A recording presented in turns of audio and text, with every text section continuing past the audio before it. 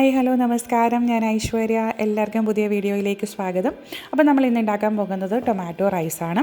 കുക്കറിൽ എങ്ങനെ പെട്ടെന്ന് ടൊമാറ്റോ റൈസ് ഉണ്ടാക്കാമെന്ന് നമുക്ക് നോക്കാം. ഇതുപോലെ ഒരു കുക്കർ അടുപ്പിൽ വെച്ചിട്ട് അതിലേക്ക് 2 table spoon sunflower oil, 1 table spoon നെയ്യ് ചേർത്ത് കൊടുക്കുക. അതൊന്ന് ജസ്റ്റ് ചൂടായി വരുമ്പോൾ അതിലേക്കൊരു ബേ ലീഫ്, 2 ഏലക്കായ, ഒരു പട്ട, 1/2 ടീസ്പൂണ് പെരുംജീരകം കൂടി ചേർക്കാം.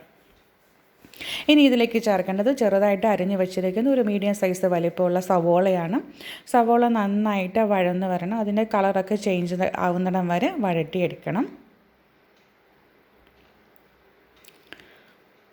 എരിവനുസരിച്ച് നമുക്ക് 2 പച്ചമുളക് ചേർത്ത് കൊടുക്കാം.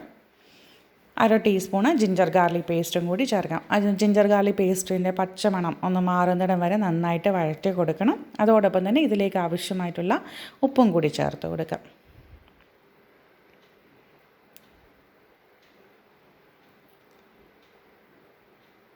ഇനി നമ്മൾ ചേർക്കുന്നത് ചെറുതായിട്ട് അരിഞ്ഞു വെച്ചിരിക്കുന്ന 3 ടൊമാറ്റോയാണ്.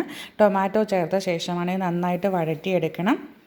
അതുകൊണ്ട് നന്നായിട്ടത് ഇളക്കി കൊടുത്തുകൊണ്ടേയിരിക്കണം. ടൊമാറ്റോ ഒന്ന് ജസ്റ്റ് വഴന്ന് വരുമ്പോൾ നമുക്ക് അതിലേക്ക് ആവശ്യമായിട്ടുള്ള പൊടികൾ ചേർത്ത് കൊടുക്കും.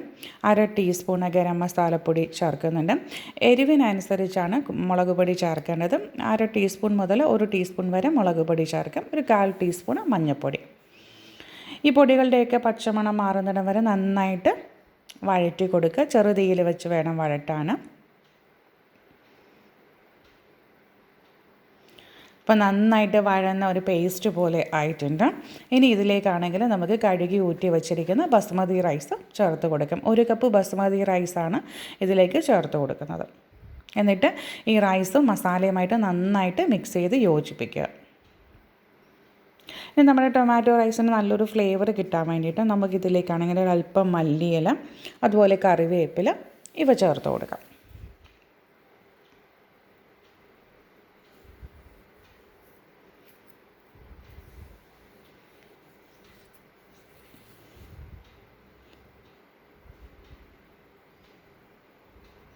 ഇനി അരി വേവാൻ ആവശ്യമായിട്ടുള്ള വെള്ളമാണ്. 1 കപ്പ് റൈസിന് 1.5 കപ്പ് ചൂടുവെള്ളമാണ് ഇതിലേക്ക് ചേർക്കുന്നത്. ഈ സമയത്ത് ഉപ്പൊക്കെ കറക്റ്റാണോ ടേസ്റ്റ് ചെയ്ത് നോക്കുക. ആവശ്യത്തിന് ഉപ്പ് ചേർക്കുക. എന്നിട്ട് കുക്കർ അടച്ചും ഒരു വിസിലാകുന്നിടം കേൾക്കുന്നിടം വരെ മീഡിയം ഫ്ലെയിമിൽ വേവിച്ചെടുക്കുക. ഇതിൻ്റെ ആവിയൊക്കെ പോയിട്ട് നമ്മൾ തുറന്ന് നോക്കുമ്പോൾ നല്ല പെർഫെക്റ്റ് ആയിട്ടുള്ള ടൊമാറ്റോ റൈസ് ഇവിടെ റെഡിയായി കഴിഞ്ഞിട്ടുണ്ട്. ഇങ്ങനെ ഒരു ഫോർക്ക് കൊണ്ട് നമുക്കിത് നന്നായിട്ടൊന്ന് മിക്സ് ചെയ്ത് യോജിപ്പിക്കുക. അങ്ങനെ ഈസി ആയിട്ടുള്ള ടേസ്റ്റി ആയിട്ടുള്ള നമ്മുടെ ടൊമാറ്റോ റൈസ് ഇവിടെ റെഡി ആയിട്ടുണ്ട്. എല്ലാവർക്കും വീഡിയോ ഇഷ്ടമായി എന്ന് വിചാരിക്കുന്നു. അപ്പോൾ താങ്ക് യു ഫോർ വാച്ചിങ്.